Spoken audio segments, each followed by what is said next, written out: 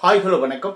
நிக்கில் கொல்லமாரி டைரக்ஷனில் தெலுங்குல 2025 ரிலீஸ் ஆன படம் தான் சௌர்யா பதம். இந்த படத்தினோட ஸ்டோரி பற்றி பார்க்கறதுக்கு முன்னாடி நம்ம சேனலை சப்ஸ்கிரைப் பண்ணி வச்சுக்கோங்க. அப்போ தான் நான் போடுற வீடியோ உங்களுக்கு வந்து கிடைக்கும். இந்திரா ராம் தான் இந்த படத்தினோட ஹீரோவை ரீலோட் எடுத்து நடிச்சிருக்காரு. அது போல் இந்த இடத்துல பாயல் வந்து ஹீரோயின் நடிச்சிக்கிறாங்க. இந்த படத்தினோட ஸ்டோரி என்னன்னு பார்ப்போம். ஒரு 4 நண்பர்கள் இவங்க என்ன பண்ணுறாங்கன்னு பார்த்தீங்கன்னா நல்ல க்ளோஸ் ஃப்ரெண்டாக இருக்காங்க. இருக்கும்போது ஹீரோ என்ன பண்ணுறாருன்னு பார்த்தீங்கன்னா ஒரு கதையை ரெடி பண்ணிட்டு சினிமாவில் ஒர்க் பண்ணுறாங்க. ஒருத்தர் வந்து பாம்பு வைக்கிறவர், இன்னொருத்தர் வந்து சும்மா லைட் பண்ண அசிஸ்டண்ட், இந்த மாதிரி இருப்பாங்க.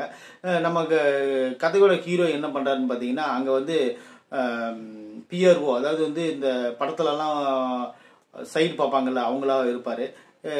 இப்போ என்ன வந்து அசிஸ்டன்ட் டைரக்டராக இருப்பார். அது இப்போ என்னதுன்னு பார்த்தீங்கன்னா அவருக்கு வந்து ஒரு ஆசை, ஒரு கதை இன்னும் பண்ணி படம் எடுக்கணும்னு சொல்லிட்டு எல்லா ப்ரொடியூசர்ட்டும் போய் கேட்குறாரு. கேட்டோன்னே நீ பேங்கில் கொள்ளையடி, அப்போ கூட இந்த படத்தை எடுக்க முடியாதுன்னு சொல்லிட்டு எல்லாம் முடிக்க விட்டுறாங்க. சொன்ன உடனே இவங்க என்ன பண்ணுறாருன்னு பார்த்தீங்கன்னா இதுதான் சந்தர்ப்பம்னு சொல்லிட்டு ஒரு பேங்க்கில் கொள்ளையடிக்கலாம் அப்படின்னு ஒரு திட்டம் போட்டுறாரு.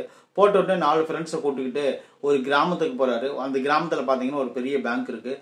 அந்த பேங்க்கில் கொள்ளையடிக்கணும் அப்படின்னு சொல்லிட்டு ஒரு திட்டத்தை போடுறாரு. அது என்ன திட்டம்னு பார்த்தீங்கன்னா ஒரு ஸ்கூலில் வந்து டாக்குமெண்ட்ரி படம் எடுக்கணும் அப்படின்னு சொல்லிட்டு அந்த ஊருக்குள்ள வந்து சினிமாக்காரங்களாம் உள்ளே போகிறாரு. டாக்குமெண்ட்ரி படம் எடுக்கிற மாதிரி 4 பேரும் சேர்ந்து போகும்போது இப்போ என்ன ஆகுதுன்னு பார்த்தீங்கன்னா அந்த ஸ்கூலில் ஒரு நடக்காத ஸ்கூலில் தங்கிட்டு அங்கிருந்து ஒரு பாம்பு வச்சு குழி பறிச்சு நேராக போய் அந்த பேங்கோட கஜானாவில் அந்த குழி வர மாதிரி ஒரு சப்வே மாதிரி வெட்டி அங்கே போய் கொள்ளையடிச்சிட்டு வந்துடணும் அப்படின்னு தான் பிளான் பண்ணுவாங்க 4 பேரும்.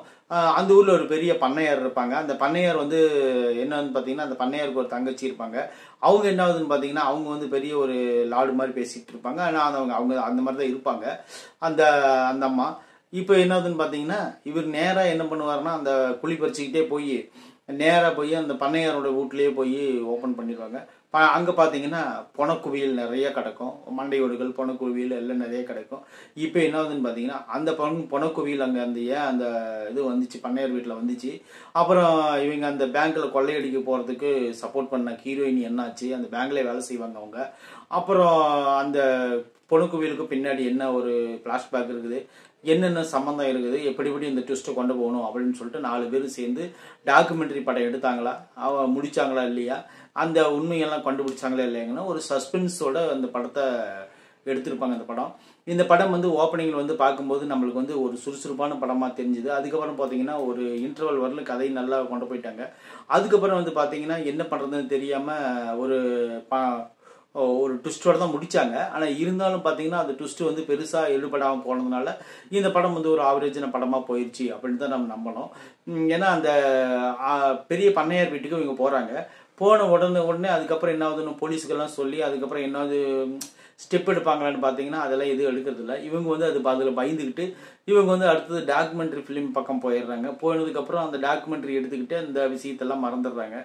மறந்த உடனே அப்புறம் கிளைமேக்ஸில் வந்து எப்பயும் போல் மறுபடியும் அதை தோண்டி எடுத்து அதை போய் கண்டுபிடிச்சி எப்படின்னு பண்ணுறாங்க அப்படிங்கிறதா இந்த படத்தினோட கதை. இந்த படத்தினோட ப்ளஸ் பாயிண்ட் வந்து ஹீரோ தான். ஹீரோ உண்மையிலே நல்லா ஓரளவுக்கு காமெடியாகவும் ஓரளவுக்கு நல்லா திங்கிங் பண்ணுற மைண்டோடு இருக்கிறாரு. அதுபோல் அந்த பாம்பு வெடிக்கிற சீன், அந்த பெல் விழுகிற சீனு, அப்புறம் வந்து பார்த்தீங்கன்னா அந்த குழிக்குள்ள போய் உள்ள மாட்டிக்கிற சீனு எல்லாமே நல்லா இருக்குது இந்த படத்தில். அதெல்லாம் உண்மையிலே பேசப்படும்படியாக அந்த படத்தில் கதை அமைஞ்சிருக்கிறதுனால இந்த படத்தில் இருக்கிற எல்லாருமே நல்லா தான் நடிச்சிருக்கிறாங்க. குறிப்பாக அந்த பாம்பு வைக்கிறவர் எப்போ பார்த்தாலும் டெரராக இருந்துட்டு அந்த பாம்பு வைக்கிறதெல்லாம் உண்மையிலே வேற லெவல் இருக்குது. அப்புறம் கிளைமேக்ஸ் யாருமே எதிர்பார்க்க முடியாத ஒரு கிளைமேக்ஸ் அந்த படத்தில் கொடுத்துக்கிறாங்க. ஏன்னா ட்விஸ்டோட தான் கொடுத்துக்கிறாங்க கிளைமேக்ஸை. அது உண்மையிலே ரசிக்கும்படியாக இருந்துச்சு. இந்த படத்தினுடைய பாடல்கள் வந்து வேகத்தடையாக இருந்துச்சு. தெலுங்குல இந்த படம் ரிலீஸ் ஆகிருக்குது. இந்த படத்தில் வந்து நடிச்சுக்கிற எல்லாருமே நல்லா நடிச்சிருந்தாலும் கூட ஒரு சில கேரக்டர் வந்து தேவையில்லாத கேரக்டர் நிறைய அந்த படத்தில் வந்து உள்ளே வந்துட்டு போகுது. அவங்களுக்கெல்லாம் முழுமையான கேரக்டர் அந்த படத்தில் கொடுக்கவே இல்லை. அப்புறம் பார்த்தீங்கன்னா இந்த படத்தில் வந்து ஹீரோயினுக்கு அதிகமாக வேலை கிடையாது. ஏன்னா அவங்க வந்து ஒரு அந்த பேங்க்கில் ஒர்க் பண்ணுற ஒரு எம்ப்ளாயி. அவங்ககிட்ட வந்து ஒரு ஹெல்ப் கேட்டு அவங்க வந்து உதவி பண்ணுவாங்க. அது போல் தான் இந்த படத்தை சித்தரிச்சிருக்கிறாங்க. அதுபோல் அவங்க உதவி பண்ணாலும் கூட கிளைமேக்ஸில் அவங்களையும் மாட்ட விடுறதுக்காக சில விஷயங்கள் பண்ணுவாங்க. அதெல்லாம் பார்த்தா ரசிக்கும்படியாக இருக்கும். இந்த படம் வந்து ஒரு காமெடி ஜர்னியை எடுத்துகிட்டு போயிருக்காங்க. கிரைமோட காமெடி. ஆனால் காமெடி ஒர்க் ஆன அளவுக்கு கிரைம் ஒர்க் ஆகல அப்படின்னு தான் நம்ம சொல்லணும். இந்த படம் வந்து ஒரு ஆவரேஜான படம் தான் தெலுங்குல. அதே போல் தான் தமிழில் இந்த படம் வந்து ஒரு ஆவரேஜான படம். நீங்கள் பார்க்கணும் அப்படின்னு நினைக்கிறவங்க பார்த்து பண்ணுங்கள். இது வந்து தமிழ் டப்பில் வெளியாயிருக்கு. தமிழ் டப்பில் வந்து நல்லா லிப் சிங்கிங் எல்லாம் நல்லா பண்ணியிருக்கிறாங்க. இந்த படத்தை பார்க்கணும் அப்படின்னு நினைக்கிறவங்க கண்டிப்பாக பார்த்து என்ஜாய் பண்ணுங்கள். இந்த படம் வந்து ஒரு ஆவரேஜான ஒரு ஆக்ஷன் கலந்த ஆக்ஷன் கூட கிடையாது, ஆவரேஜான ஒரு காமெடி கலந்த கிரைம் ட்ராமா அது. இந்த விமர்சனம் பிடிச்சிருந்தா நம்ம சேனலை சப்ஸ்கிரைப் பண்ணி வச்சுக்கோங்க. தேங்க்யூ.